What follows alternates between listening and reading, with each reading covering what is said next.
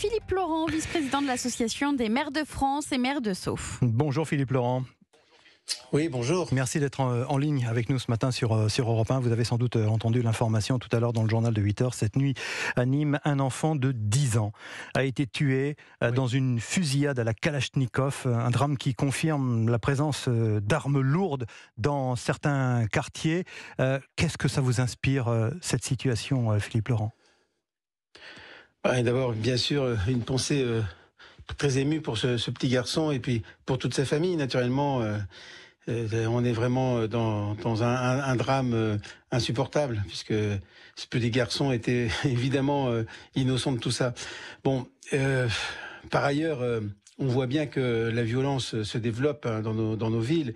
Et c'est pas seulement dans les villes d'ailleurs, parce que ça gagne aussi, on l'a vu au moment notamment des manifestations, des émeutes de début juillet. On a vu que aussi les petites communes commençaient à être touchées, ou les communes moyennes. Donc c'est un sujet de société.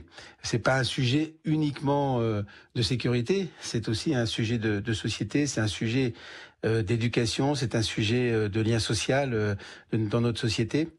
Et voilà, donc c'est un travail que nous devons faire ensemble, État, collectivités locales, associations, et puis tous les Français, tous les citoyens qui doivent se sentir concernés par ce sujet, car si ça continue ainsi, eh bien on aura de plus en plus de mal à vivre ensemble dans notre pays. Mais dans certains quartiers, Philippe Laurent, des gangsters, des voyous, je ne sais même pas quoi utiliser comme terme, se baladent avec des armes lourdes, des kalachnikovs. Ça semble dépasser l'entendement quand même. Oui, c'est pas totalement nouveau, mais ça se développe. Ça se développe, y compris dans des quartiers et dans des communes qui n'étaient pas concernées, qui n'étaient pas touchées jusqu'à maintenant. C'est ça aussi qui est inquiétant. Et ça montre aussi, malheureusement, le recul de l'État dans ces quartiers.